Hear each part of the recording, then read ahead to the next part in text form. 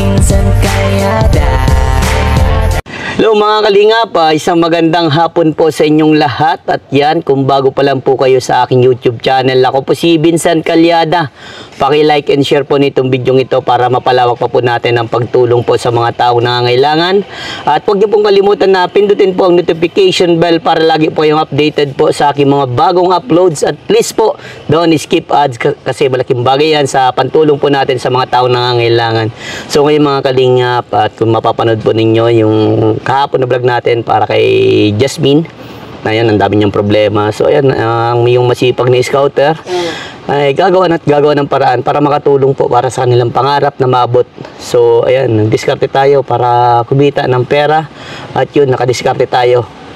At syempre, sinasamahan lagi natin ng sipag at tiyaga talaga, no? Para makatulong tayo sa abot ng ating mga kaya. So tara mga kalingap, bawan nyo po at tingnan natin magiging reaction ng ating tinutulungan na si Jasmine po. Mga kalingap, at isa din sa akin dalangin na matulungan natin sila na mapaayos ang kanilang bahay. Grabe po yung kanilang sitwasyon, nakakadurog ng puso.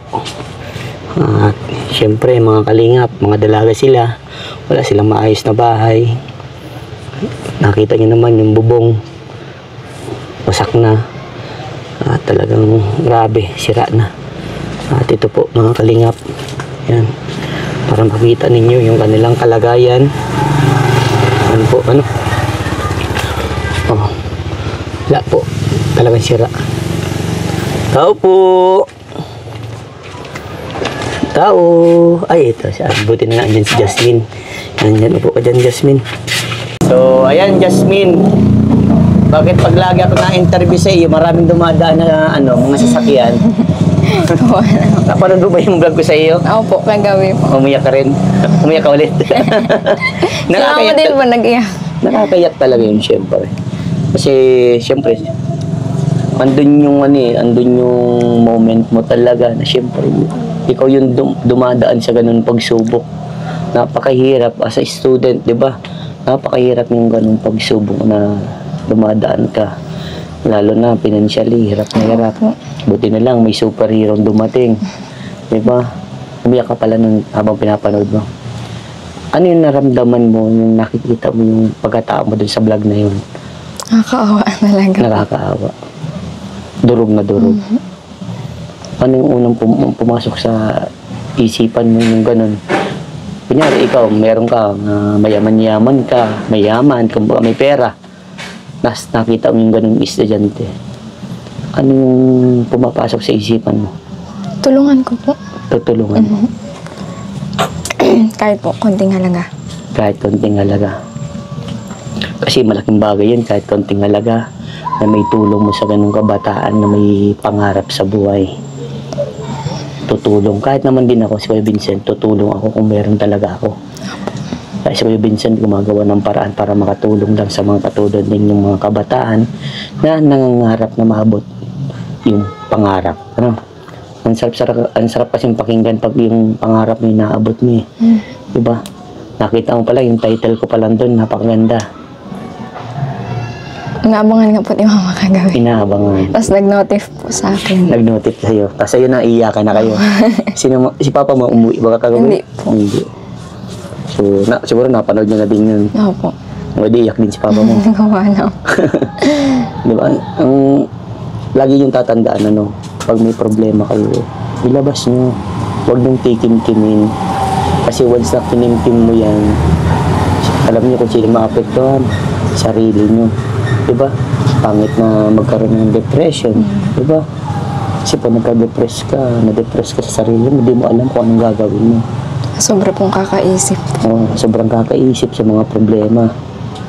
Kaya dapat yung mga problema na yan, diyan tinatambayan ha.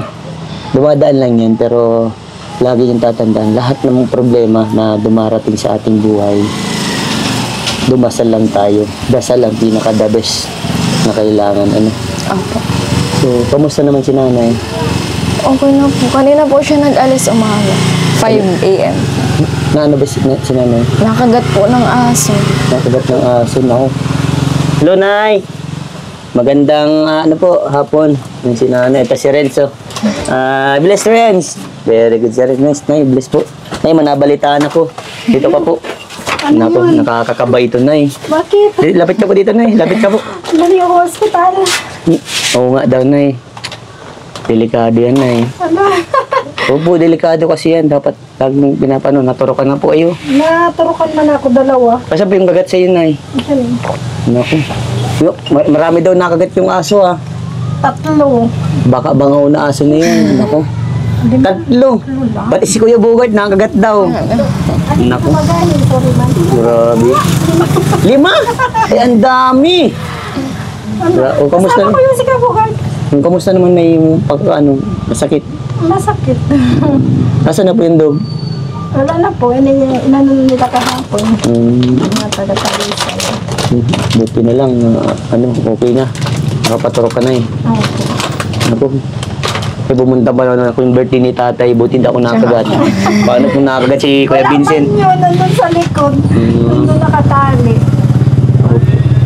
Natutuwa ako sa kaya, kay Jasmine kasi siya, transparent siya. Napaka-transparent mong estudyante.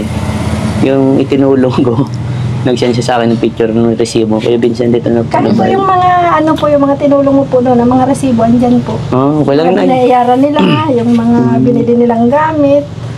Andyan po. Ang galing ng nakatabi transparent. Natutuwa ako sa kanyang estudyante kasi bira na may ganyan. Yung iba kasi hindi napakita ng ganyan. Pero ikaw, pinakita mo sa akin. Napakabait mo. Para sa akin, hindi ko naman po hinahanap yun. Kasi yun sa akin kasi po, tinulong ko na yung ang taos puso. Kahit mabayad po yan ng tuition, talagang isesend po niyan sa iyo kaagad. Mama, nagbayad na po ako. Ganyan. Napakabait na dalaga. Ano na po talaga, sinesend niya na agad yung resibo. Buti ngayon, wala kang pasok mo. Wala po. Okay, makakapag-isip-isip pa. So, ang pasok bukas na. Bukas na po. Anong oras pasok bukas? Hanggang 7 po. Ng gabi. Naku. Pero sa bagay, ang kapatid na ng Biyernes, ang Sabado, lapit-lapit na walang pasok ng Sabado. Ay, meron pa din po ako. May pasok ka pa rin ng Sabado. Hanggang Linggo po. La! Grabe. Hectic ang sked mo, ah. Tinaalam pa si Kuya Vincent, parang walang pahinga. Ang walang pasok lang po niyan, Martes tsaka Webes. Ay, buti may gano'n. Si Kuya Vincent, everyday may pasok. Everyday tumutulong sa mga taong nangangailangan. So, yung problema mo, ano man yung problema na lang, yung sa libro. Opo. Libro. Grabe. Naku. Pwede ata pa-xerox na lang. Hindi pwede pa-xerox na lang. Para Sana makatipid-tipid. Para makatipid-tipid, di ba? Nagkwento din si Jasmine na, napanood nyo nga daw yung inabangan mo daw yung vlog ko sa kanya. At naiyak nga daw siya habang pinapanood. Nakakawa, ang gano'n Nay. Yung gano'n yung sistema, nakakawa sa isang estudyante na nangangarap. Ikaw na yung napanood mo na iiyak ka pa rin? Oo. Ako yun ang Turo ko yung luha. Grabe. Ano po yung naramdaman yung nanay, yung ganun po, na nakita mo yung anak mo, na umiiyak, na may gustong hingiin, na hindi po maibigay ng magulang. Nakakaawa kasi siyempre bilang magulang, ayoko rin naman na makita silang ganun, na mahirapan. Kaya lang talaga, kahit pilitin namin, hindi talaga kaya. Kahit anong pilit po, hindi talaga kaya. Lalo na ngayon, pag maulan kasi, mahirap talaga yung ni Papa niya. May nangikitaan po. Naku.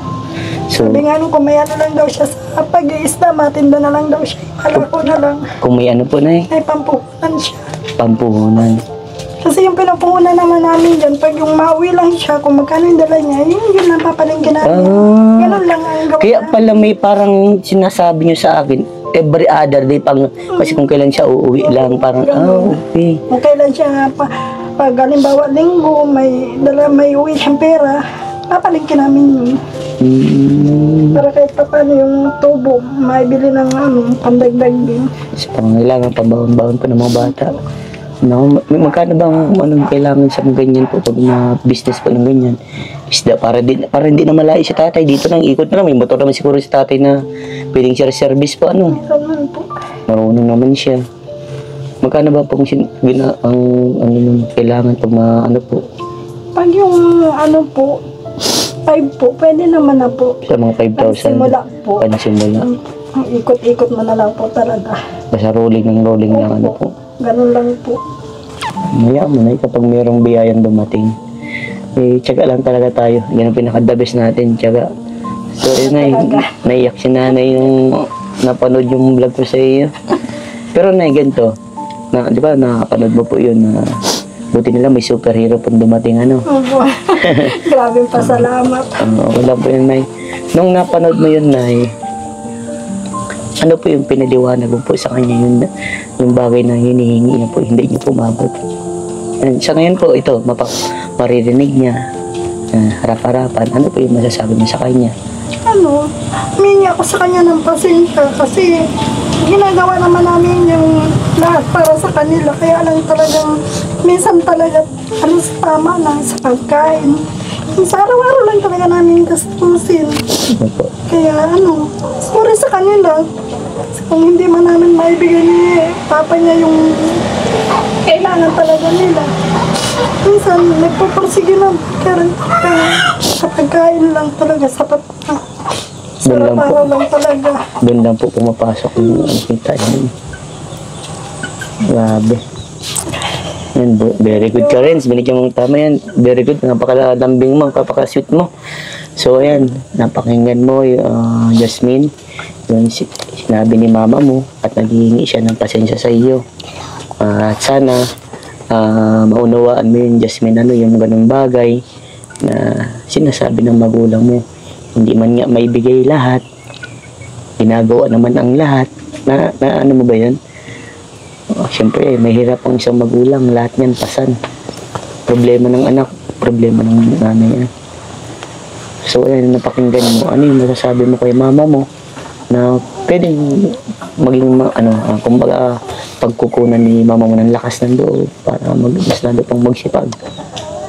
Ayan. Thank you, ma. Kasi kahit hirap ka na, ginagawa mo pa rin yung best mo para maibigay may mga pangangailangan namin. Yun lang po. Grabe. Pati na din yung nagbablog na naiiyak na. Ang sarap pakinggan. Yan yung sinasabi ko sa inyo. Always kung tinatatak po sa mga kabataan na magpasalamat kayo sa magulang. Magpasalamat, iparamdam yung gaano kamahal ang magulang. O, di ba?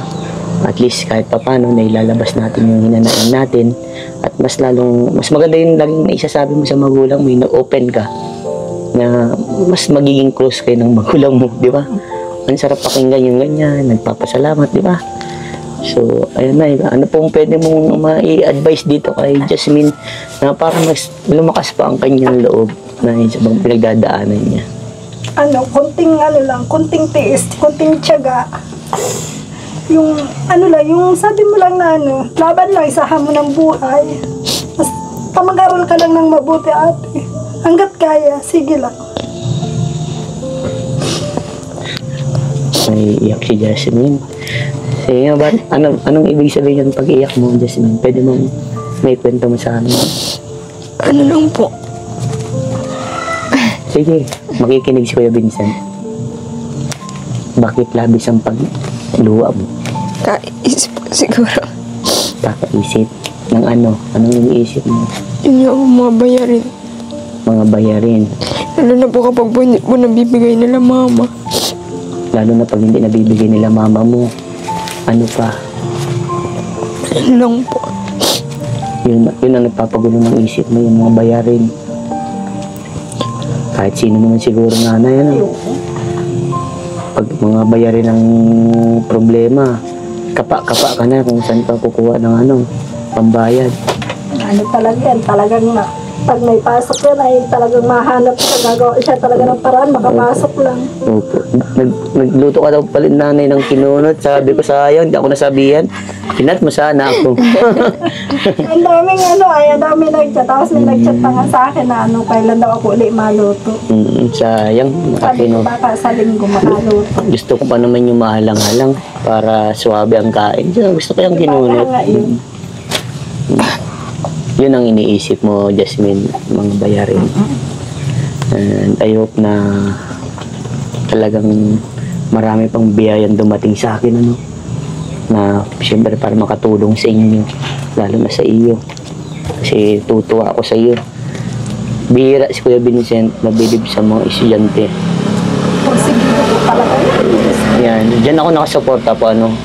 Suportado ko po. Exam na. Ano po. Hanggang madaling araw, nagre-review yan. Eh, grabe. Oh, eto naman na, ganito yan na, Jasmine. Huwag kang ma-pressure sa lahat ng bagay, lalo na sa mga ganyan-ganyan, ano. Huwag mo naman bugbugin yung utak mo, sarili mo, sa ganyan. Oo, normal lang mag-review, pero dapat may proper, ha. Kasi pag nasobrahan, mahirap na maapektuhan yung utak natin. Madedepress din tayo sa sobrang kaiisip, no. So, dapat lang, i-enjoy lang. Ano, i-enjoy mo lang lahat ng bagay. Ano, hindi man totally yung i-enjoy, yung mag-party-party, ha. Yung i-enjoy mo lang, parang, Nagparty-party na. oh, yung basta gawin mo yun, part mo din bilang estudyante. Ano, so ito, si Kuya Vincent, nag-discarte din para matulungan ka. Para mabayaran na yung, ano mo, yung libro, ano. At, para wala ka nang isipin, ang isipin na lang yung pan-tuition, ano. Yung 6,000 ba yan? 6,000? So, ito. May abot sa Kuya Vincent. Ito ay mula sa akin, ano. Mula sa mga pinagsisikapan din ni Kuya Vincent. Para makatulong ako kahit papaano sa'yo. Thank you po. Yan na. Pang ano mo yan, pambayad mo na dun sa libro, ha? O, wala nang iisipin. Anong iisipin na lang? Presyo na lang. Presyo na lang. O, yan. Natutuwa ko at nakikita ko yung ganyang ganda ng smile mo. At masaya si Kuya Vincent dahil kahit papaano po yung mga problema na pupunuan na parang nawawala-wala na. Ano? Lipas na. Lipas na sa departmental, P, sa libro, po. presyo na lang. Hayaan mo, at pag mayroong biyaya ulit si Kuya Vincent, dadagdag at dadagdag si Kuya Vincent. Thank you. Basta paunti-unti lang tayo. Huwag nating ano, pag, yung gaya ng pangako ko, di ba sa'yo, na kapag gumanda ang bis ko, everybody happy. Lahat ng tinutulungan ko, sigurado, masaya.